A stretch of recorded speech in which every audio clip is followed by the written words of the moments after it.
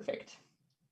So also good morning then to our friends on YouTube. So if you're joining us on YouTube or live in the Zoom event, you're welcome to participate over chat. If you're on YouTube, you can participate in the chat and we will send the messages over here so that everybody can see them. So feel free to try out these trivia questions while we just wait for a few more of our schools to join in.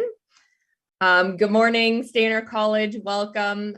Feel free to participate in our trivia. I have a few trivia questions here. So my first one is, which of these do we think is not a UN Sustainable Development Goal? So I've got four. Sorry, Sarah, I'm just going to mute you. I think we're getting feedback on your side. So I've got quality education, climate action, access to internet, and gender equality. And as well, Zoe or our other couple of participant friends, if you guys want to try out, you guys can type your answers in the chat as well. Which of these do we think is not a UN SDG? Because our focus today is on SDGs. So which one do we think is not a goal of the United Nations? We need like the trivia music in the background. Trivia music in the background, yeah. I know I used to play sometimes fun like welcome trivia music, but my computer has a hard time sharing the music and the video at the same time. So I had to pick trivia, unfortunately. I know. Yeah, yeah, worth it. So for this one, guys, I'm just going to go ahead and skip to our next one just so that we have time to do all three. The correct answer for this is access to internet. So, oh no, it's all good, Sarah. So access to internet is not a UN SDG, but education, climate action, and gender equality are all things that we're going to be looking at today. Okay, question number 2, and as well to our friends on YouTube. How many degrees above pre-industrial average baseline was the global average temperature in 2020? So how much is the Earth warming? Is it 0.9 degrees, 1.2 degrees, 1.5 degrees, or 2.6 degrees? Now, I know we're going to have schools joining from around the world, so I did put this in degrees Celsius. I'm sorry, I did not convert to Fahrenheit for our friends in the States. I know we do have a couple schools there. And I did try to trick you guys a bit with this one by using a number that you might have seen as well before in some of our UN climate goals. So we've got a guess of 2.6 degrees, very warm. Also, I know like 1 degree doesn't sound like a lot, but for the climate, 1 and 2 degrees is a lot. So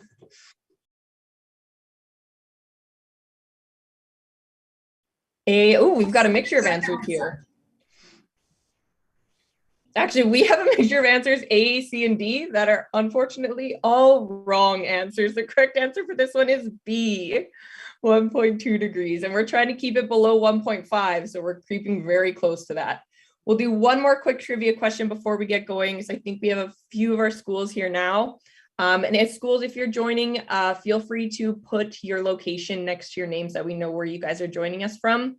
As well, if you want to, you are welcome to turn your camera on and say hi to us as well. So number 3, our last one, for every 100,000 people, how many of them are refugees? And these numbers are from 2020, so they may have changed a little bit, but for every 100,000 people on the planet, how many of these do you think have refugee status? Is it 105, 226, or 287, or 311? See, this is tricky for me because now I need to remember what my right answers were when I typed these up last week. I think I remember this one. Should have made myself a cheat sheet for my very tricky trivia questions. Okay, a couple Stainer Collegiate think they're going D, B.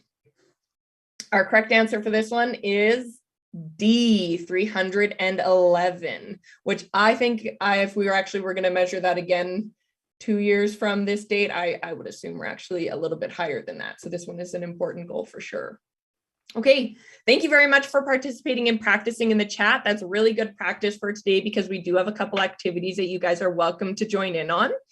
I guess I can go ahead and do my real welcome. So thanks so much for joining us, guys. And I know we have a few schools joining from YouTube and quite a few international schools that will be joining us later. So welcome to you guys as well. Our topic today is SDGs and art. Without further ado, let's go ahead and get started. So I'd like to begin by acknowledging that I'm joining from Amispuchiwa Skaikan. So this is colonially known as Edmonton, on Treaty 6 territory. This is the traditional lands of many diverse groups, including the Cree, Saulteaux, Blackfoot, Métis, Dene, and Nakota Sioux. This is an important first step in improving our relationships with the environment and with Indigenous groups and people who have been the protectors and spokespersons of lands throughout history. So I invite everybody participating today to focus on your own connection to your land, as our topic guides us in ways that we can reduce and hopefully reverse our damage to the lands and the peoples that we share them with. We're joining on a virtual platform, so please take a moment to recognize the lands that you're each joining from. We're joining from across Turtle Island and across the globe, so it's important to take time to think about that connection to the land that you're each on. And if we take a look at the list of participating schools here, that is a lot of different lands. So we have quite a few schools joining us from across Canada. As well, I see our friends from Portugal, India, Trinidad, Guatemala, Nigeria, Philippines, Afghanistan. We have people from all over the globe joining us for this event. So thank you so much for joining us. I hope I got everybody's school up here. I did one final check this morning. If I didn't get you guys up here, feel free to say hello in the chat and let us know where you're joining from. As well, if you would like to let us know what traditional lands you're joining from, feel free to share that with us. I would love to hear what traditional territories you guys are each joining from. So thank you again one more time for joining us, and hello and good morning. A quick little look at our agenda, just so you guys kind of have an idea of what we're going to be working on today. Our guest speaker will present for around 25 minutes. If you have questions throughout, on YouTube or on Zoom, you can type them in the chat and we will get them to our presenter. Feel free to send them directly to me or type them to everyone. That's totally up to you. If throughout the presentation there's something you would like to share that you wouldn't like to put in the chat, you also have the option of raising your hand. So you have that little reaction bar at the bottom of the Zoom screen. You can raise your hand and I can go ahead and call on you, and you are welcome to unmute and turn on your camera and ask your question directly to us. So another great way to participate if you're comfortable and if your school will allow it. You definitely do not have to save all of your questions till the facilitated discussion at the end. If there's a burning question that comes up, we will for sure try to get to it throughout the presentation. So without further ado, I would love to welcome our guest presenter. Zoe is an educator and project manager for the Phi Foundation for Contemporary Art. She completed a master's degree in art education from Concordia University, exploring themes for settler decolonization and her ancestors' impact on the environment in Prince Edward Island. And let me try this, through an arts-based thesis. Her teaching philosophy is grounded in promoting environmental awareness and accessibility, which she puts to practice in the Visual Arts Center in Westmount, the Point St. Charles Art School, and in other community settings. Zoe also works as a program assistant for the Canadian Commission for UNESCO, supporting program officers for their work to advance the United Nations Sustainable Development Goals with various networks and partners. So welcome, Zoe. Thank you. Thanks so much. I'll start by sharing my screen. You can see that? Okay. So thank you so much, Rebecca, for the introduction and for hosting me today. I'll also begin by just acknowledging that I'm located on unceded Indigenous lands. The Ganyan-Gahaga Nation is recognized as the custodians of the land and waters on which I present from today. So Tiohtià:ke, also known as Montreal, is historically known as a gathering place for many First Nations. And today it is home to a diverse population of Indigenous and other peoples. I'm here for International Arts Education Week, so really happy to be here. I just want to also warn you that my cat is very active, so you might hear him participating in the background. So as Rebecca said, I'm a program assistant at the Canadian Commission for UNESCO, and I'm also an educator and project manager at the Phi Foundation for Contemporary Arts, which I'll introduce a little more in depth soon, but I also want to highlight that I'm so lucky to have parts of my education team with me here today. Marie-Hélène Lemaire is the head of education, and Amanda Beatty is also an educator, so maybe you guys could wave hello. So thanks so much for joining. So I thought we originally wanted to do sort of a whiteboard, but I think I just want to sort of start with this prompt on what art education means to you. So maybe you could put in the chat on YouTube or on Zoom any sort of keywords that come to mind when you think of art education. It could be related to just art or education, or art education as a concept. Learning different mediums, other ways of knowing. Creative expression, discussions about art. And maybe we can compile these answers after and create a sort of brainstorm. Good idea. I'll make sure I save them and copy them all.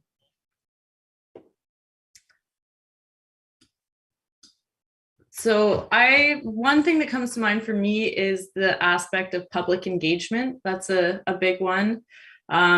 This sort of whiteboard approach is one method that we work with at PHI to sort of brainstorm ideas and develop themes around bigger concepts. So it's nice to kind of start with a question like this. From YouTube, critical thinking. Yeah, all very good responses. So it shows that it can be a broad range of things.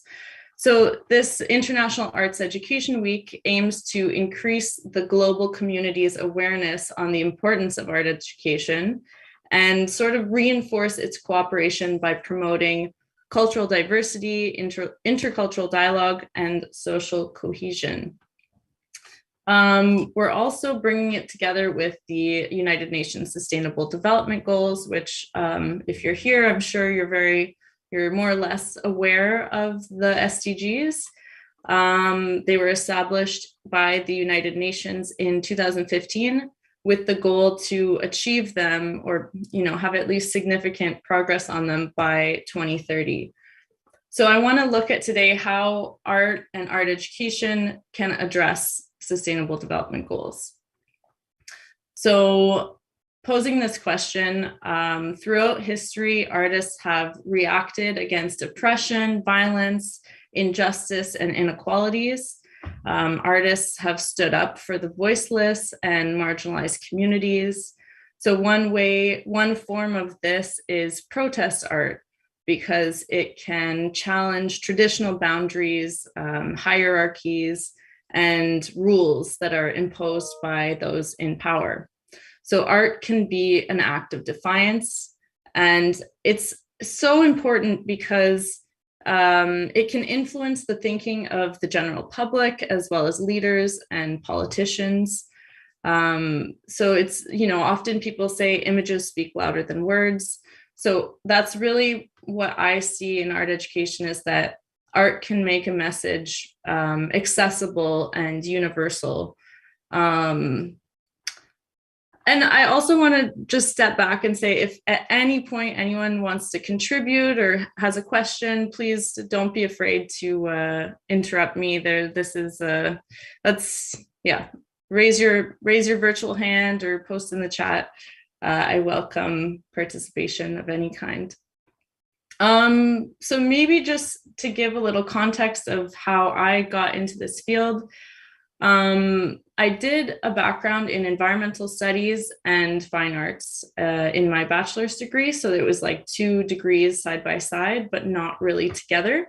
So I was always really interested in the environment and in fine arts, but for the longest time, I couldn't find a way to bring these 2 interests together. I was a little slow on the art education front, but it wasn't until I went to Montreal to do my master's degree in art education at Concordia University when I started discovering ways that artists use their artistic practices, whether it's, visual arts, performance, audio, any kind of art, to really talk about the things that they care about. So bringing environmentalism into my art making practice, I wanted to sort of embark on a decolonization of my family history to better understand my position as a white settler in Canadian society. So with that, I I looked at where my ancestors first settled in Canada, in Prince Edward Island, and I went back in time and tried to make these maps to demonstrate how the land has changed over time since the arrival of European settlers. So I did sort of like a before European settlement and after, like, of the land where my ancestors lived. So it's my way to really to highlight ideas of deforestation, the environmental impacts of agriculture, and environmental destruction. So two things here. This is a very summary of my thesis, but two things here is that this visual approach to, telling a story and talking about the things that I care about allows me to reach an audience much broader than academia and, those who would read a master's thesis. So yeah, the aspect of public engagement and a visual approach. Another thing that I took into consideration is that art, and something I had trouble with for a long time with environmental art, is that art is so wasteful. If I used to paint, but I would have trouble with the fact that there are toxic chemicals in paints. So I wanted to find a material that is sustainable and that I was able to find from a local vendor to reduce any, greenhouse gas emissions of shipping the material. So that's kind of how I entered the field of art education. That brings me to the PHI Foundation. I started working as an educator and project manager in December. And the PHI Foundation is a small museum located in Old Montreal. It was established in 2007 by Phoebe Greenberg, and it's a nonprofit organization dedicated to bringing impactful contemporary art experiences to the public.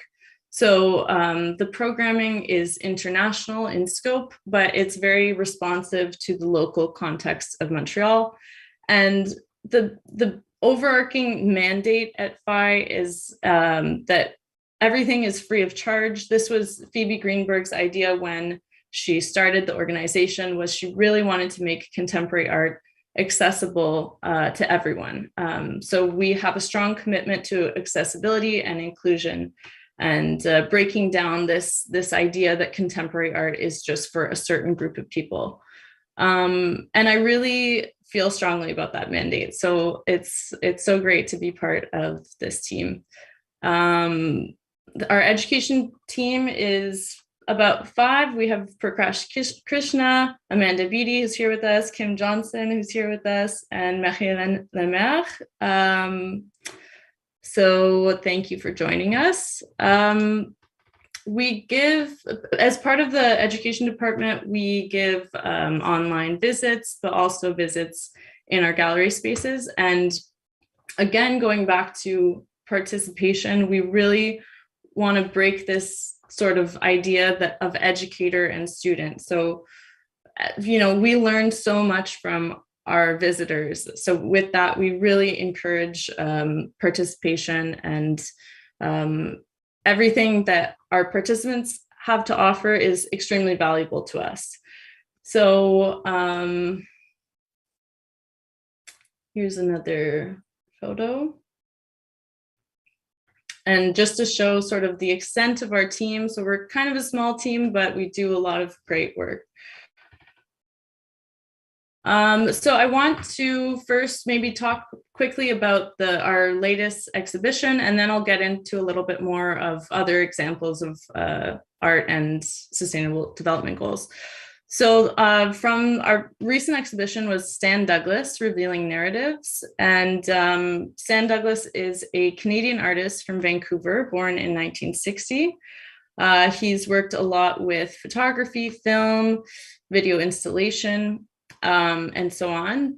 But he's really interested in recreating moments in history that are at a cultural, social, or political tipping point to reveal different narratives, often narratives that are overlooked or forgotten in our official history books. So Douglas works a lot with archival research, so looking in old journals and photographs to recreate or reimagine historical moments in his photographs. And part of this, he's also calling to question the medium of photography and, raising questions about its authenticity. So one of the series that we presented was Penn Station's Half Century. It was a series of photographs to commemorate this old train station in New York that was torn down in 1963. And he really wanted to find historical moments that occurred in Penn Station that were significant but overlooked. And because it was torn down in 1963, he used archives to recreate the interior of the train station, and then in CGI, so computer generated imagery. And then he photographed 400 actors inside a Vancouver hockey arena, all dressed in period costume during COVID. So they would have had to each take their masks off, one at a time, and then he had to stitch them into the scene. So it's a huge production. And it's a series of 9 photographs. I'll just show you maybe one example for the sake of time. But here we see him in his studio at work. And here is to give you an idea of the space of the gallery and the size of the images with our coworker, Paul. And here we have Dalia and Marie-Hélène walking through the gallery.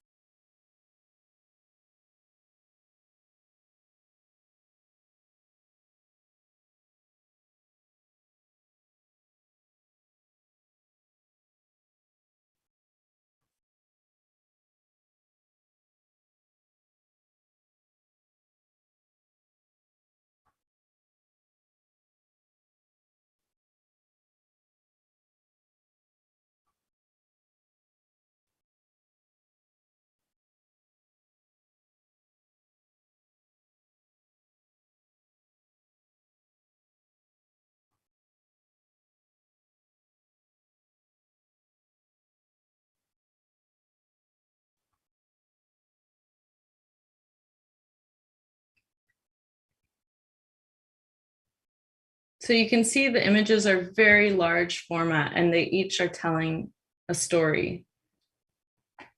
And they're each real historical events that happened inside the station.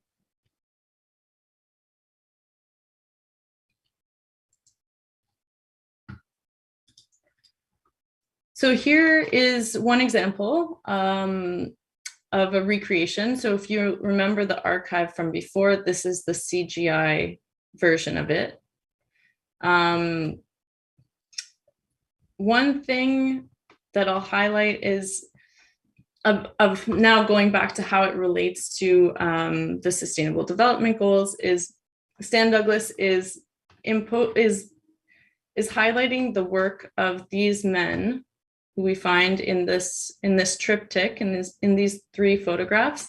These men were called red cap porters, and they were baggage men for the train. So they transported the luggage of passengers, and they had a huge contribution to the train industry. They were African-American men, Black Canadians as well. And they worked in really terrible conditions. They didn't have a chance for promotion.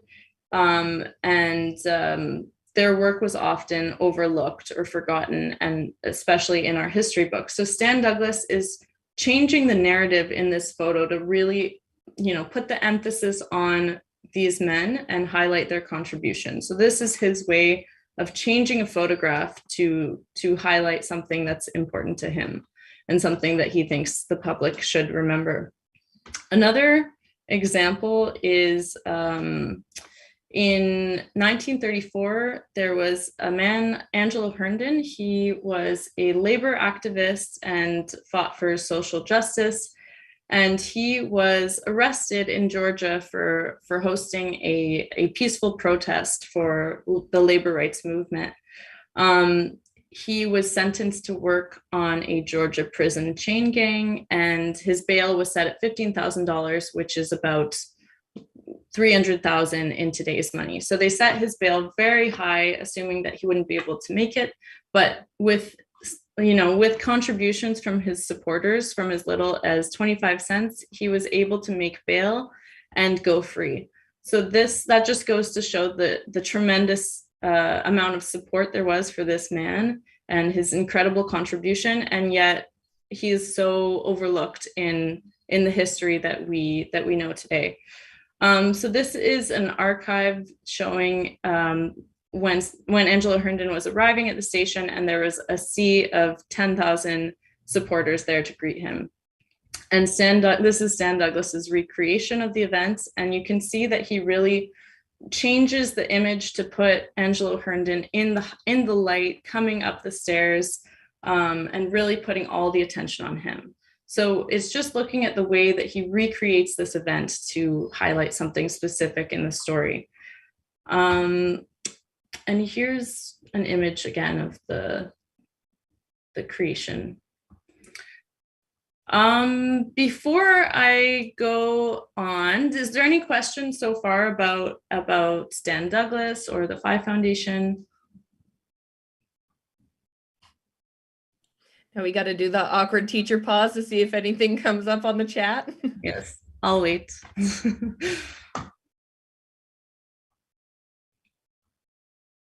Okay, I see a question. Maybe I'll come back to that at the end. You talked about choosing a new art that was more sustainable. Do you have advice for young artists trying to find their medium? I would just, like you'll see in the examples that I show here, just be critical and question where your supplies come from, and explore all different ways of making art. It's not just painting, and I love painting, but it's definitely fun to experiment with different mediums. But we can come back to that. So now let's look at some examples. I'll come back to that too at the end. Now let's look at some examples from contemporary art and art history. So I included Banksy as an example because I figured a lot of people would be familiar with the work of Banksy, a contemporary artist who works a lot with public art, graffiti, sort of with this moniker to protect his identity.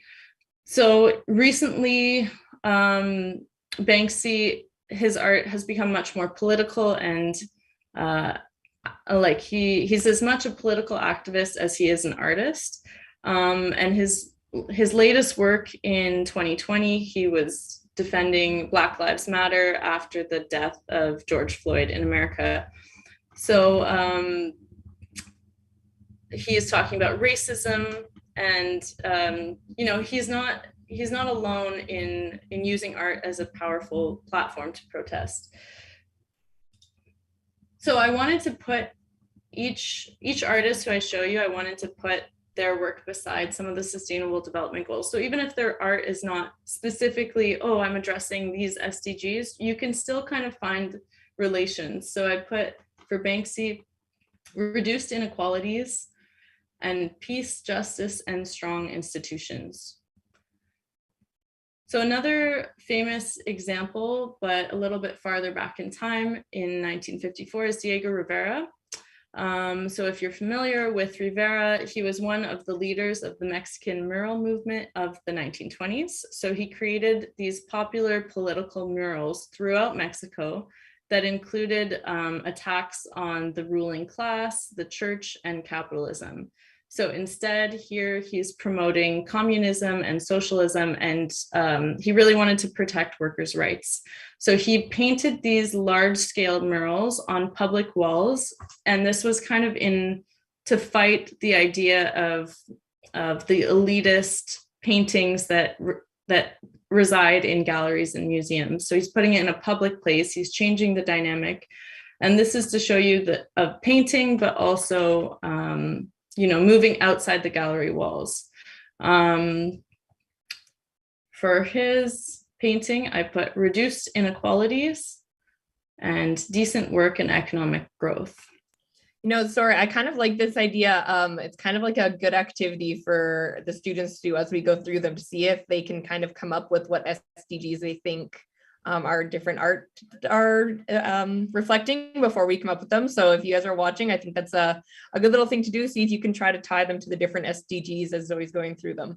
Yeah, and you could do this as you look at art all around outside of here. So let's try that for the next one. If you have the SDGs in front of you, or if you are so smart that you know them all by heart, I definitely don't, but so here's another example. I wanted to give sort of a range of mediums. So this is kind of more of a pop art advertising type of medium. So in 1985, the Guerrilla Girls sprung to action as this anonymous guerrilla mask wearing protesters. So they're known for their feminist protest art. They fought the lack of recognition and inclusion for women in the art world. They concealed their identities to help protect their members from ruining their careers as artists. So, and they're well known for these clever, sort of humorous posters, which criticize large publicly funded institutions and private galleries for their lack of pay and inclusion for marginalized artists. So, looking at the SDGs. SDG 5 and 10.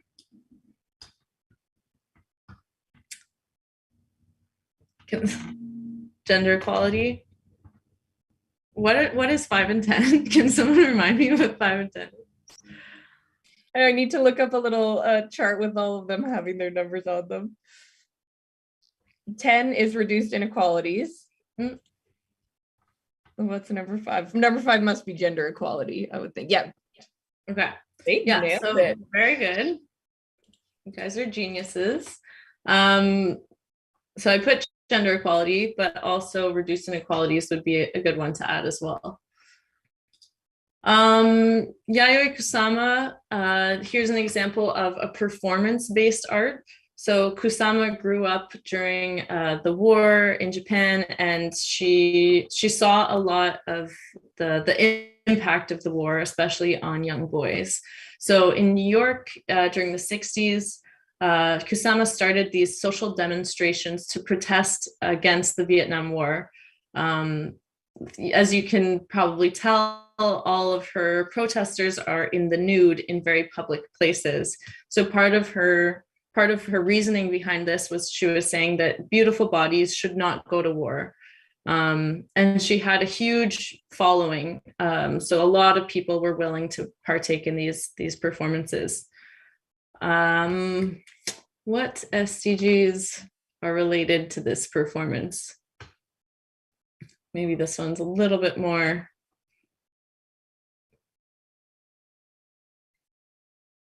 Peace, justice, and strong institutions.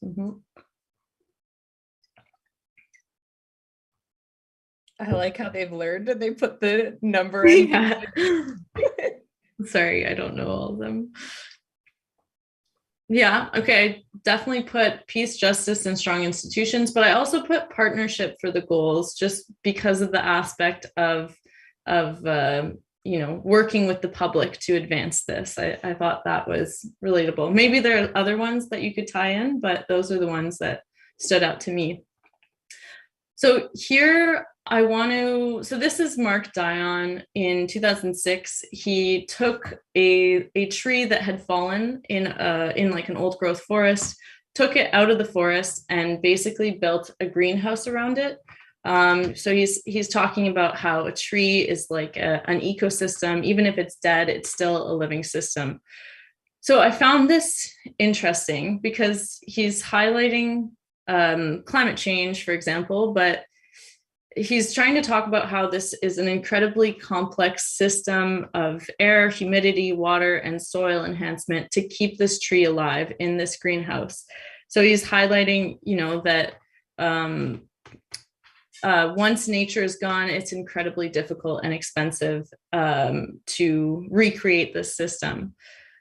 Climate action. Yeah, I think that's what I said. Climate action. So this is where the environmental aspect comes back for me.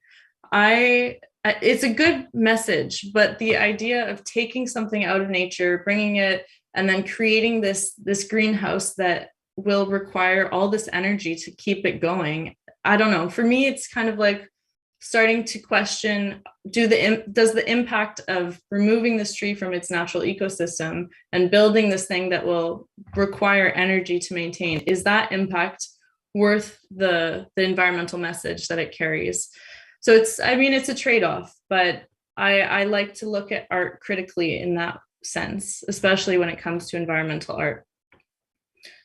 Good health, okay. Climate action. I also put life on land. The other thing is dead, even though it's a fallen tree, this tree will, melt. It will decompose and go back into the earth, providing all the nutrients so it's taking this big thing out of nature, one of my favorite examples of performative art that really has an ongoing impact, and I think is just one of the most incredible environmental art installations, is Joseph Boyce in 1982 for Documenta 7. My cat is speaking up now.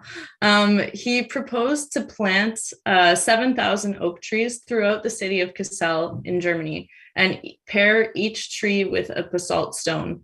So they put 7,000 also the cat's favorite, 7,000 stones were piled up on the lawn in front of the Museum Friedrichshain. Got it. With the idea that the pile would shrink every time a tree was planted. So the project was, a gesture towards green urban renewal. It took 5 years to complete, and it spread to other cities around the world. But I love this because it engaged the public. People would, if they wanted a tree in their neighborhood, they would have to come and plant it. And then it has positive action towards climate change, but also the message carries forever. Everyone who walks down the street will question, why is this stone paired with this tree? And it will continue to raise this question for as long as it's there. So this is one of my all-time favorite examples. Oh, oops. Okay, I put two SDGs. So what do you think the other one is? Climate change, climate action.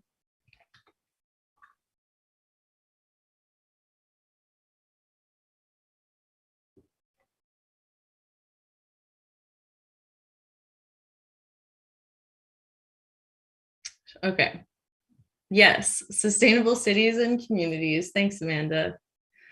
So it's urban renewal. So it's contributing to a more sustainable city. Another example is Olafur Eliasson, who in 2015 and for a few years after brought icebergs from a Greenland fjord to London, Paris, and New York to raise awareness of climate change. So he salvaged these blocks, I think near Prince Edward Island, after they detached from one of the world's largest ice sheets. I find this problematic. This is my personal opinion, but I just don't see. First of all, it's a fleeting exhibit; it will melt. Clearly. So he brought them to these big cities outside of museums for people to watch them melt and reflect on climate change. But for me, the amount of fossil fuels that it would take to transport these massive blocks of ice to a city just for people to touch them and kiss them and engage with them, I think the message is too short to be worth the environmental impact that it's contributing to the very problem that it's trying to highlight. That's at least for me. Maybe I'm too critical, but I think Joseph Boyce, the last one we saw, goes a lot farther than an exhibit like this. So I'm showing you this just to be aware of the messages that are involved in art, but also be critical on the ways in which they're executed. So again, climate action, life below water, that could also be attributed. This is an example of a sound exhibit. The sound should work. To give the same message, but in a different way. So if you have a message that you care about a lot, this is just to give you another example of a way to express it.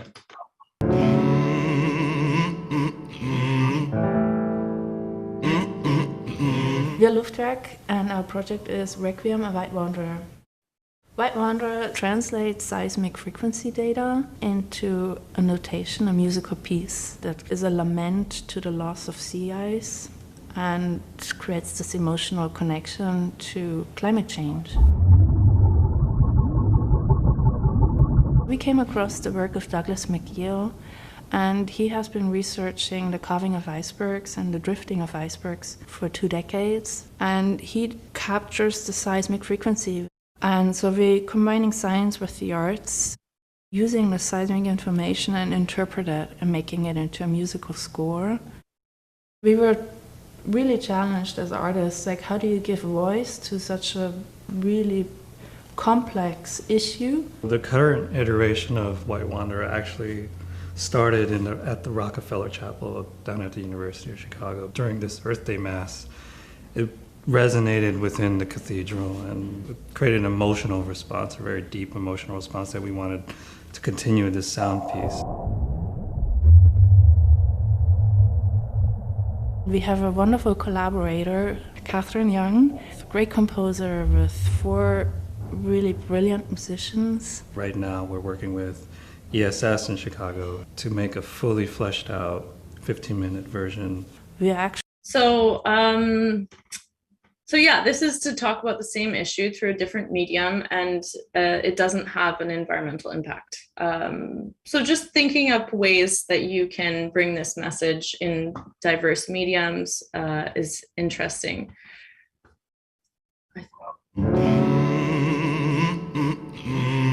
So I put, again, climate action and life below water, like the last ones.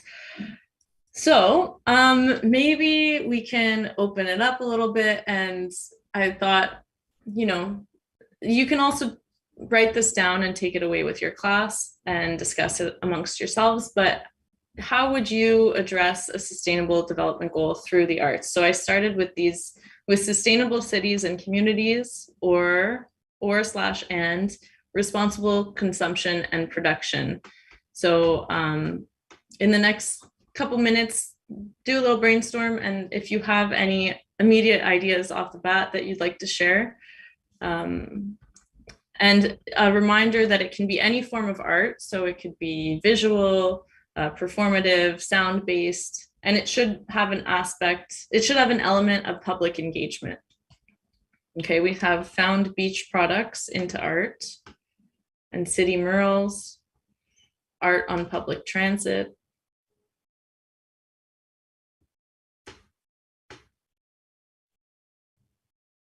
And in these, in your art inventions, also think about the impact that it might have as well. You can brainstorm ideas of how to address these SDGs and then make like a sort of pro and con of impact and benefits. Art from school trash, okay. Working with recycled materials, an exhibit outside and invite collaboration. So very good answers. I've heard that often, like beach garbage and garbage being used in art. But maybe one question that I would pose to you is, what happens to the art after? You know, who's going to keep the art project forever? Yes, you're reusing, you know, city garbage, but will it just go to the garbage after anyway? Just a thought. Music from city sounds. Yeah, I like that from the last one. Okay, should we do another one? How would you address these SDGs? Life below water and life on land. I feel like these ones are really big ones. They are.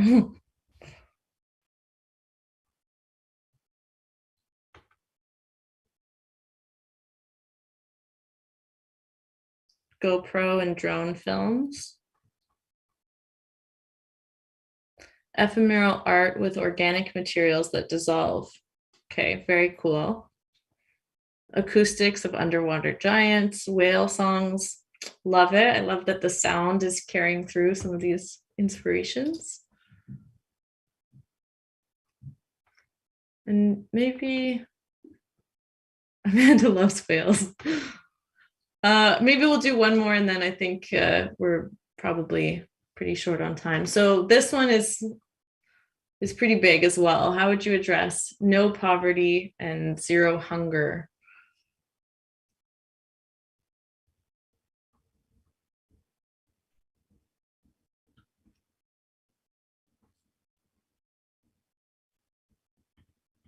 I could also leave this with you, but you can do this as a class. Go through the SDGs and talk about ways in which you would create an art installation. Images from around the world. And I saw someone had done crochet on public fences for the last slide. Okay, cool. Some artists do performance art where they share food with participants. Neat.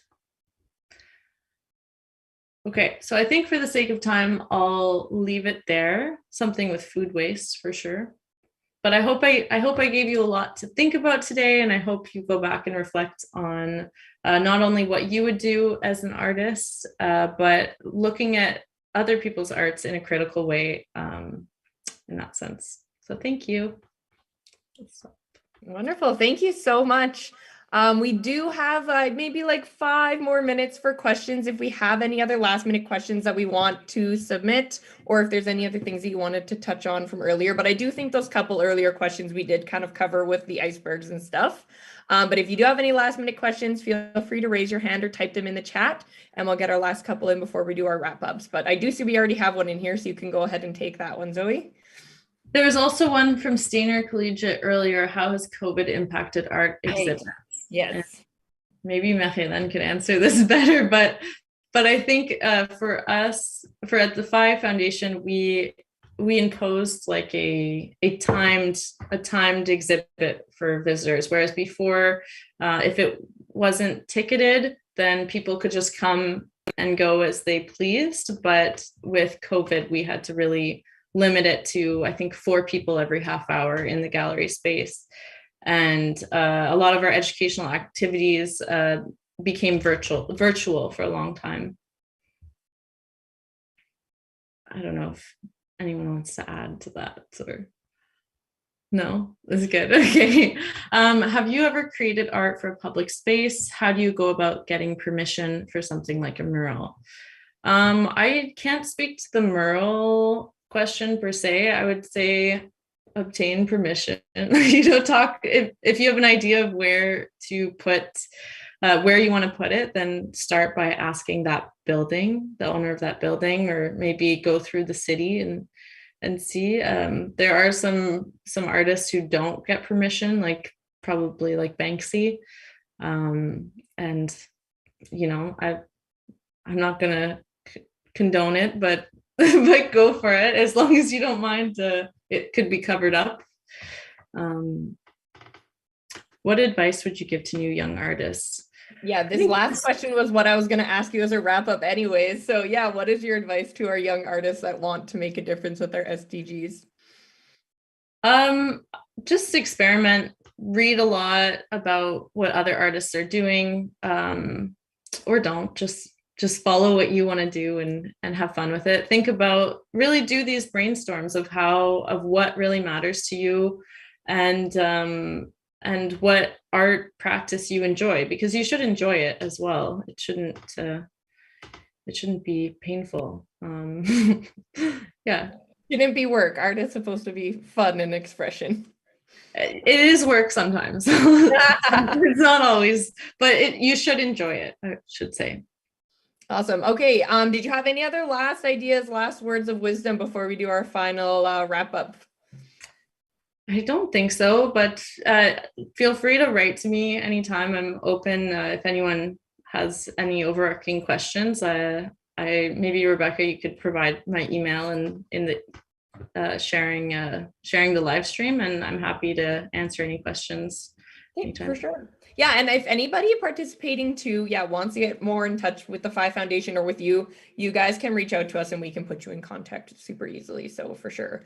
I did want to say thank you again one more time to you, Zoe. That was wonderful. So much great information. I love the massive amounts of things that we were able to cover, from sounds to movement to visual art. So like, that was wonderful to see. Thank you very much for sharing everything today. Well, thank you. And for all of our schools participating, I did just want to give you one last reminder. This is our last secondary event of the season, so we don't have any more high school events starting up until the fall. But if you would like to know what's coming up in the fall, please follow us on social media. This QR code will bring you to our link tree so you can see all of the things that we have coming up. We're working on a really great roster for the fall.